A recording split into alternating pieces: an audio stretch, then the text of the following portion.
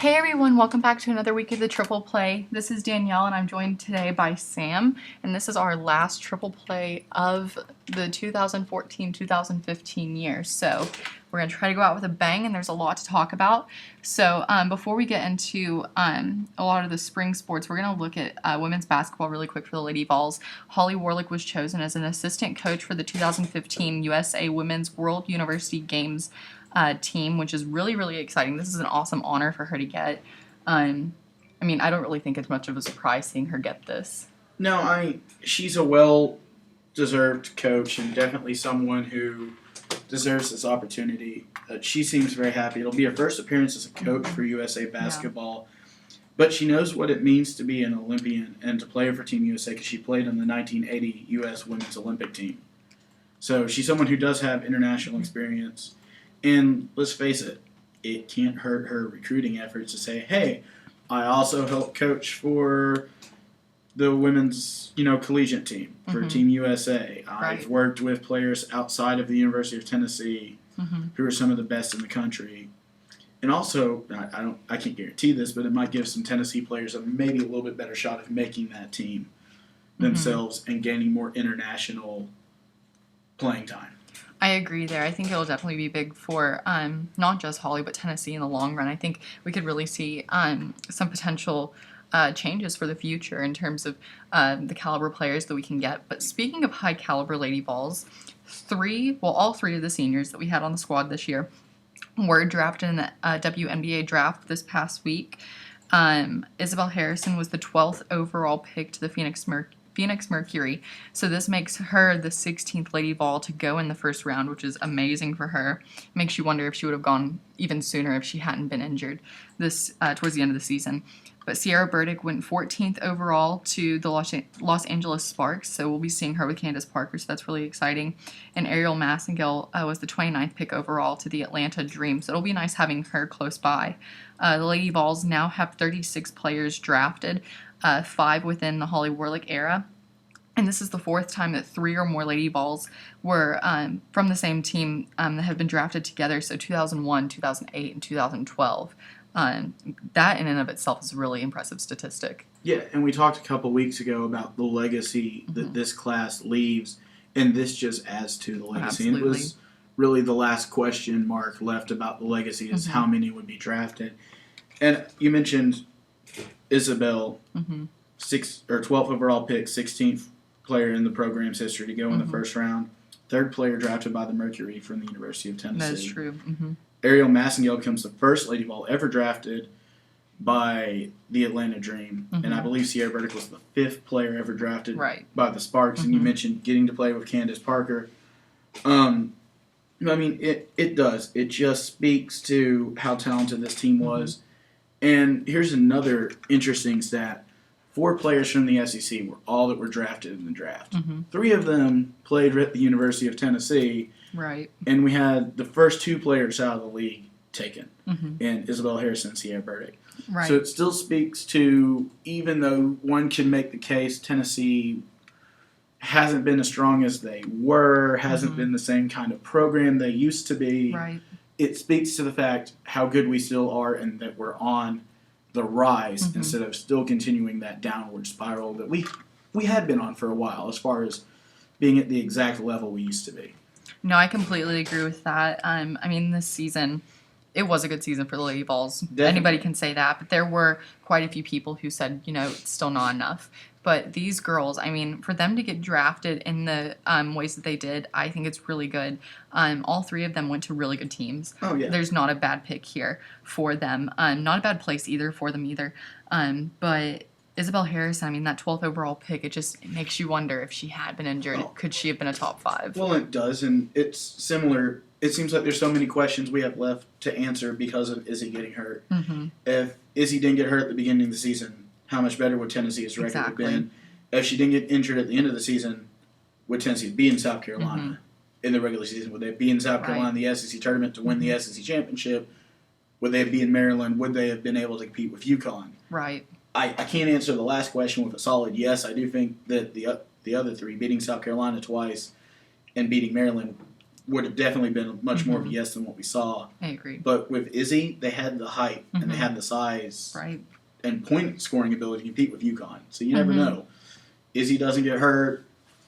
Maybe it's Tennessee, Notre Dame in a rematch against each other, and maybe second time around we're sitting here saying it's time to start the grind for 10 instead of once again saying it's time to start the grind for 9. Right. But this team is heading in the right direction. First 30-win season in a couple years. Right. It's the first 30-win season for Holly. She has them going in the right direction, which is the important thing that Tennessee fans need to think about. Right. I definitely agree with everything you said. Overall, I know we're all really proud of these 3. They meant a lot to us this season, their whole careers here. So we wish them nothing but the best as they go on to pro basketball. But going over to UT Sports now, we'll start with softball. This was just a really successful week overall for the softball team. A week full of wins, and it started last Tuesday whenever they played ETSU, and they beat ETSU 11-0 in 5 innings there, and then they went on Wednesday to play against Virginia Tech, and they won 13-4 there in 6 innings. So I mean, those are 2 huge road wins for this team. On the road right now, they are 9-4, so I mean that's really impressive for them to have that record. It could be a little stronger, but these wins against ETSU and Virginia Tech are definitely strong ones to be proud of. And then after those games, the Lady Vols headed to Starkville to take on Mississippi State, and they swept the series. On Friday, the Lady Vols got the win 4-3. Shalaya, I hope I'm saying that correctly. Geethers went 2 for 3 with 1 run and a walk there. Pretty good performance from her. A 4-3 win there. Excuse me. Very close game for the Lady Vols. Yeah, and I mean, you talked about overall the success in this wild, crazy game that Tennessee just barely pulled out to start off the series was, I think was a strong point of that entire week. You mentioned they went and handled the business with ETSU. They did what they should have, and this has been a question mark season for Lady Vols up and down. You had to wonder if it wasn't kind of a trap game. Virginia Tech's a little bit more solid and important of a win because that's a team that consistently seems to get into the NCAA tournament, and they handled Virginia Tech easily. But this game, too, another good thing is, Gaffin pitched the entire game against Virginia Tech. Tarango pitched the entire game against ETSU. We still only had used 2 pitchers. Right. Okay, that's one thing I think has been hurting us is we've been using 4 pitchers almost every single game. But they started it off, good. Another home run. They pull off 2 runs, 2 clutch runs in the top of the 7th inning to get the win. So this team looks to be finally maybe peaking to be what they still should have been the entire season. Absolutely. And then moving on to Saturday's win, they won 5-3. Tarango threw 7 frames in this game. Those were really strong frames from her as well to get that win.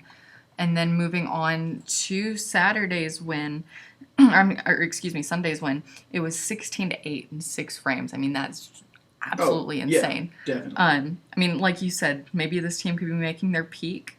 I would love to hope that Sunday game is the peak. If you're going to win 16-8, that's quite a peak. You would have liked to have been able to use less pitchers, but at the same point, going into Game 3, you'd use 2 pitchers the entire the first 2 games of the series.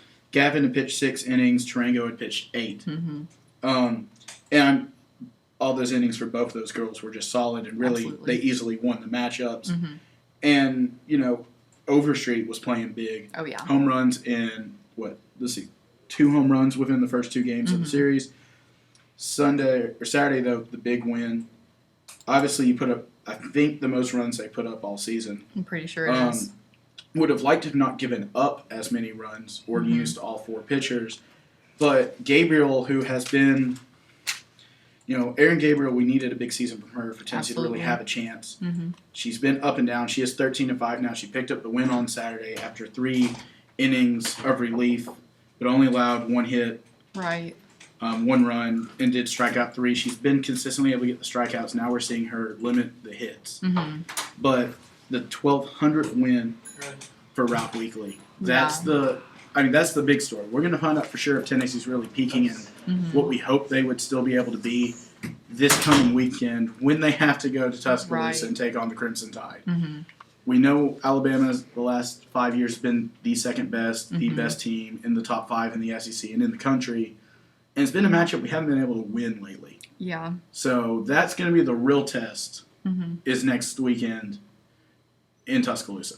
I agree. And looking even further than that, after the series against Tuscaloosa, the Lady Balls are going to come home and host Kentucky. And I mean, that's also another good team there. This is Kentucky softball unlike we've ever seen before. Exactly. I mean, it's kind of like when we talked about the Auburn series not going well for Tennessee a couple of weeks ago. It's like all of a sudden this year, where did Auburn come from? Mm-hmm. Well, we saw 2 years ago, okay, Kentucky's getting really good. Last year's like, okay, we knew they were coming, maybe not expecting it this early. Yeah. And this year it's like, okay, if there's a team from the SEC that maybe wins the national championship, it's probably going to be Kentucky. Mm-hmm. So, I mean, luckily you get them at home. That always helps. That is true. Lady Ball fans are nothing if they're not passionate and they show up for every sport, especially softball. That is true. That's been proven multiple times, even when the games are outside the state of Tennessee and the Lady Balls get to share the national spotlight with ESPN covering softball and the expanded coverage that the SEC network has brought to softball. That is true. So, the Tennessee fans will show up, but definitely not ending the SEC season with an easy schedule. No, not at all. And also, it's quick to note, Kennesaw State game for tomorrow, Tuesday, has been canceled. So that game is no longer. But, I mean, like we said, Alabama and Kentucky, these are two series to really look out for. This could be the make or break for the Lady Balls, I think, as going into SEC tournament play. It could, because they can get some really nice seeding after having a down season in league play if they can win these two series. Right. If they don't win these two series, it's going to be a very tough road to make a long run in the SEC tournament like we're used to seeing from the Lady Balls. Right, and Lady Balls are 11-7 right now in the conference, so hopefully we can see more numbers over in that win column. I mean, I would love to see 6 more wins brought up through that. That would be great to finish 17-7 in the conference. Definitely. So, and they're capable of doing it. Absolutely. It's going to be tough, but they're capable of doing it. And if they can do this, then you've got to think they're poised to make a run in the tournament, and who knows what they could wind up doing in the NCAA. That is true. I completely agree with that one. Looking over at baseball, the Vols are 15-20 right now on the season, 5-13 in conference play. It's a tough record to be looking at, but this was a tough week for the Vols. They lost to MTSU this week 7-5. Andrew Lee went 2 for 3 with 2 runs and a home run in the first inning, which was really exciting for him. But then they went on to play Kentucky, and most people were thinking, okay, AJ Reed's gone. Maybe there's a chance. Didn't look like that. Kentucky swept the Vols. On Thursday, the Vols got shut out 5-0. That was a really big game for Kentucky. They looked really, really strong in that game. Going over to Friday, Kentucky takes the win 3-1. Tennessee pitchers took up 11 strikeouts, which was really exciting. Brett Marks had 8 strikeouts, and then Andrew Lee came in and got 3. Christian Stewart did have a run in the 9th inning that he recorded, and it was the only run that the Vols got in that game. And then looking at Saturday's matchup, the Vols looked a little bit stronger in this one. They ended up losing 5-3. 4 of the Vols pitchers saw action, but one thing that jumped out at me was that 5 pitchers came in for Kentucky. It's like they had to one-up Tennessee in the pitching match. But, I mean, Kentucky, they're strong at any point that you look at on the field. Oh, yeah. I mean, outside of basketball throughout the last decade, baseball has probably been Kentucky's number 2 sport as far as cheerleading. That's success rate. Cheerleading as well, which you can say about Tennessee as well. I don't think off the top of my head anyone's had more national championships in the last 10 years from University of Tennessee outside of cheerleading and dance. But I think Kentucky's they have a total of 20 overall. Yeah, Kentucky's good in that area. But yeah. Baseball's been strong for Kentucky. They're always a dangerous team. They're always a team that doesn't get the attention of an LSU, Arkansas, Vanderbilt, and the SEC, and a few others. But they're always there and they're always competitive. That is true. So it's tough, especially when you have to go to Lexington. The tough thing, it's been a tough pill to swallow for this team. It's been a tough pill to swallow for the fans and the students because this wasn't the year everyone was expecting Tennessee baseball. It's back to what we used to see it.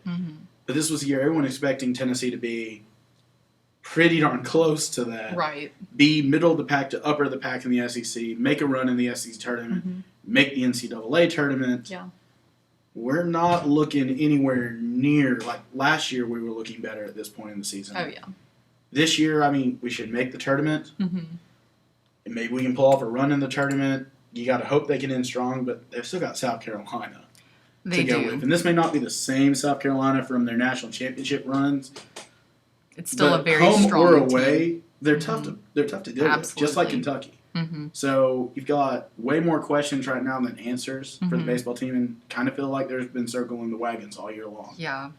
Yeah, and you mentioned South Carolina. That series is this weekend. It'll start on Friday with the first game starting at 6 o'clock Friday night. But, I mean, this team, South Carolina is always a contender, no matter how you look at it. I mean, they can have, like, a really weak regular season, then they go into tournament play. It's like, you know what, we're still here, sorry. And they go into national championship after finishing, like, 8th in the SEC. Right. You know, that's just who they are. It's like once they hit Hoover, all the gears just change for them.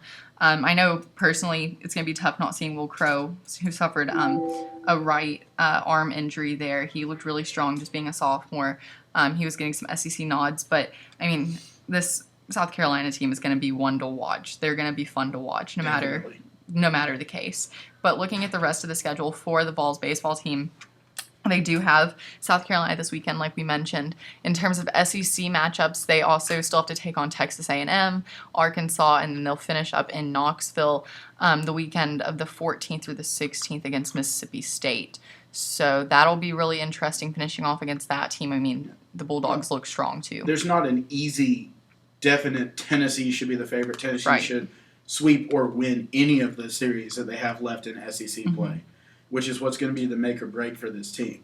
They've got to find a way to win at least probably 2 of them to really easily solidify a spot in the SEC tournament. Absolutely. And even have a shot for postseason consideration outside of the SEC tournament in Hoover. You got to get to Hoover first. That's the first big of business, which means you've got to win, I want to say probably half of these games to easily be in. At least half. Mm-hmm. If you don't win half, it's going to be a real question mark, and that does not bode well for Tennessee baseball, where everyone was expecting them to be. You still have an opportunity to salvage a season, but you've got to go now. Right. And talking also about Tennessee baseball, a former Vol that we have, JP Arencibia, I'm probably saying that wrong. Arencibia, yeah. He signed with the Rays for a minor league deal. He's going to be playing for the Durham Bulls. So, I mean, that's really exciting to see him moving kind of closer to home. That'll be really nice for him. Coming back to Knoxville, but it's always great to see balls in the news like this.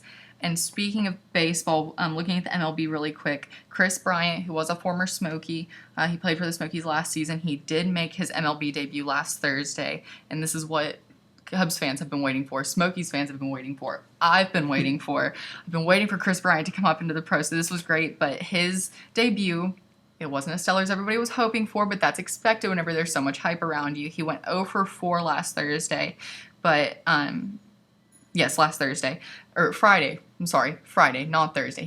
The news came out Thursday. He made the move up Friday. Saturday's game, he went 2 for 3 with an RBI. Good performance there from him. And then Sunday, he went 1 for 3. But the Cubs will be taking on the Pirates tonight in Pittsburgh to start off that series, and I know all eyes are pretty much focused on Bryant right now to see what he's going to do. There's a lot of eyes on the Cubs, period, this season compared to years past. And Chris Bryant's a reason of that, and rightfully so. Right. And you mentioned his struggles at the plate.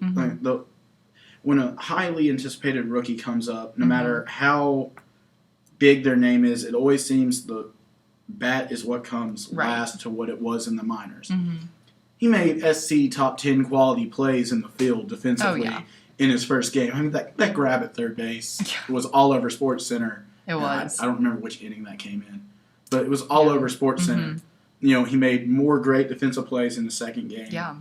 And there's very few people that have had such a highly anticipated debut that have been third baseman. Evan Longoria, for me, comes to mind. Of course, then again, I'm a Rays fan, so of course that one's going to stick out. Absolutely. But there's been very few other people, whose major league debut has been as highly anticipated at third base. He could be the future star third baseman for the entire league. So he's got all the potential. Whether or not he lives up to it, it's way too early to tell. It's way too early to judge anything about his major league. Or baseball in general right now. Or baseball, you're right. Right. Just like everybody said, the Cubs are doing him wrong. Well, whatever the Cubs' reason was after spring training for putting him down, you've got to think the Cubs know what they're doing, whether the reasons for doing it are really what you want to say, right or not for Chris Bryant. Yeah. but maybe they're selfish for the organizational standpoints. But then again, if you had a kid like this, I would probably do everything I could to try to hold on to him one more year too. Absolutely. But it's baseball season. Baseball fever is spreading rapidly. It is. So it's just a happy time of year, and the Chris Bryant story is just one of the many great stories going on right now. Definitely. I mean, there's more stories to come too. Like, there's 162 games in a season. Right now, we're probably at the 150 mark for games still to come. We're somewhere in there. So, I mean, there's still so much to look forward to for baseball. But one other thing to look at really quickly, Stanley Cup playoffs are going on right now. The Predators, there's so much hype around them right now. They are losing the series to the Blackhawks 2-1 right now. They have a game tomorrow night that'll be on NBC Sports. But looking at the rest of the series, you have St. Louis beating Minnesota right now 1-1 in the or they're tied in the series. I'm sorry, 1-1. Anaheim is beating Winnipeg. This is kind of a shocker there, 2-0. I figured Winnipeg would have that series tied by now. Calgary is beating Vancouver in the series 2-1. Ottawa is not looking like the Ottawa team most people were expecting. Granted, they are a 4 seed, but taking on this Montreal team, Montreal is winning the series 3-0 right now. Tampa Bay is tied with Detroit 1-1. The Rangers are tied with the Penguins 1-1. That game is tonight at 7 o'clock on NBC Sports, as well as Root Sports and MSG, but those are if you're up in that area. But looking also at the Capitals Islanders, this is a really exciting matchup. Islanders have the series right now 2-1. I see the Capitals coming back to tie that one and make it even more interesting, but that's just my perspective of the Capitals. You can't rule them out. You can never seem to rule that team out. And, you know, I'm not a huge hockey person to begin with, but I don't know if there's a more exciting postseason in all of professional sports than hockey. I mean, the games that the Preds and the Blackhawks have had through the first 3 of this series, right, you've had 2 blowouts, which still have been exciting as can be. In that first game of the series, I mean, okay, Nashville doesn't get as much love as they probably should. Yeah. Of course, they're small market, but still, everybody seemed to be talking about that game. Right. Now, for multiple different reasons, depending on which side, which fan you are, which team you're cheering for. But this has been an exciting series, and there's more. You mentioned the Capitals. It's hockey season. It's NHL playoffs, Stanley Cup, and you do get a sense, maybe not as much with other professional sports, but it's kind of like Rocky Top has turned into Hockey Top. It has, and it's kind of weird because, I mean, I'll be walking around, I'll see people with Preds jerseys, and I'm like, where did you get that? Like, how are you a fan? I'm just really surprised by all the Preds fans that are just showing up on campus. Hockey's becoming bigger in Tennessee because of the Preds' success the Preds have had over the last 3-4 years. I mean, they're starting to become one of the best small market teams, one of the best teams in NHL. Period. They're moving that way, which is good to see because, you know, I think hockey is a good sport, and you know, look at Tennessee only has 2 professional top level teams in the Memphis Grizzlies and the Nashville Predators. Both teams have been doing really good over the last couple of years. It's just better for the state of Tennessee to maybe attract something like, a professional baseball team to Nashville. One day. I mean, you know. Or even Knoxville. Hopefully, maybe even Knoxville. That'd be great. How about the Winter Classic in Neyland Stadium? I'm still hoping for that. Even an Ice Bears game in Neyland Stadium would be great. I'll take an Ice Bears game in Neyland. I mean, I'm just saying, from my own personal perspective, if we could somehow have Predators and Penguins playing in Neyland, I would be happy with that. I would like to see Sidney Crosby near the Tennessee River. That's just my opinion. I would give you that being a great matchup. I think Predators and Hurricanes, from a geographical standpoint, is probably more likely. Yeah, that's the one that's more likely. But, you know, it might bring more attention to that game and help sell out that arena if you have a major, nationally known, or even like if you had a Red Wings in there, or if you had a Capitals, some team like that. Rangers, for that matter. Geographically. Right. I mean, because a great Western Division versus Eastern Division would be your best matchup there. Definitely. You don't want to bring anyone west of the Mississippi trying to get them to come to Neyland. Probably, of course, again, I'm not going to say I know anything about how to make the Winter Classic a sellout. But if Ann Arbor can do it, I realize we're not as cold, we're not as big of a hockey capital. Different atmosphere, but this could be, I mean, you know, one of the biggest hockey games ever. Maybe. It'll still be cool for personal reasons because I want to go see hockey play in Neyland Stadium. But who knows? Maybe one day that'll happen. But Other news that we want to look at, the NFL draft is coming up on April 30th. That's really exciting. The question on Rocky Top, is Cam Sutton going to be drafted? It's all still up in the air. If or when. Possibly. I think he's done enough to get drafted in the later rounds. Mm-hmm. You hope for the record that Tennessee has going of getting players drafted. He does. Right. And he's really, when you think about it, the only shot we've got. Mm-hmm. But even if he's That's not, true. the other players from Tennessee graduated that won't get drafted, you expect to get an invite to camp or picked up as free agent pretty shortly after the draft. And you would have to think the same for Cam Sutton if he doesn't get drafted. Hopefully he does. There are definitely a lot of teams that will be looking for DBs late. Oh, definitely. So he's got plenty of opportunities. Mm-hmm. And a lot of it may come down to how much he can impress teams in the interview room. Right. I completely agree there, but I know a lot of people are talking about Mariota, Winston. Those are the names that everybody's hearing. They're not even going to attend the draft. Right. How about that one? Mm-hmm. The potential two guys who are going to be the number 1 overall pick or number 2 overall and Right. number 1 overall. When's the last time we've seen this? Maybe moving to Chicago was a bad idea already. Probably. Maybe should have left it in New York.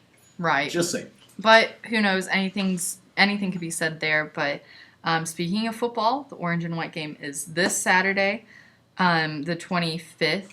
The game is at 4 o'clock. I'm pretty sure it's on SEC Network, so if you can't make it out, you can watch it there. Yeah, so very It'll be exciting. replayed multiple times for sure, anyways, in local areas and on the SC Network. But So many times. So hopefully, hashtag Phil Nealand. 100,000. Let's top Ohio State because I'm. 99,000. I mean, this Ohio can be State, really, so really tough to do, but it if can be anyone can do it, if It's the any balls. program has enough hype around them right now, Mm-hmm. it's Big Orange Country, I it's agree. Neyland Stadium, it's Tennessee, it's Butch Jones. The list could go on and on. Come out, support this team. Yeah, it's a spring game, but you know what? We've seen over the last couple of years, this isn't your ordinary spring game we got Right. used to with the Philip Fulmer era or the Mhm. Derek Dooley era. This is a Right. spring game like I've never seen before for the way they Oh, yeah. arranged it and set it up last year. Mm-hmm. And who knows? They've been doing Circle of Life drills at all these Parent Appreciation Day, Student Appreciation Day. Maybe we'll get some nice, intense Circle of Life drills Yeah. in front of 102,455. Let's hope. That'd be a dream. But that is everything that we have for this final show of the Triple Play for this year. We hope that you have enjoyed listening this year. We've enjoyed giving you all of the news here on Rocky Top and afar in the world of sports. So thank you again for listening. Join us next year whenever we come back from the summer, whenever we can talk all about baseball and football, and it'll be glorious. Definitely. So thank you again for joining us, and we will see you next school year.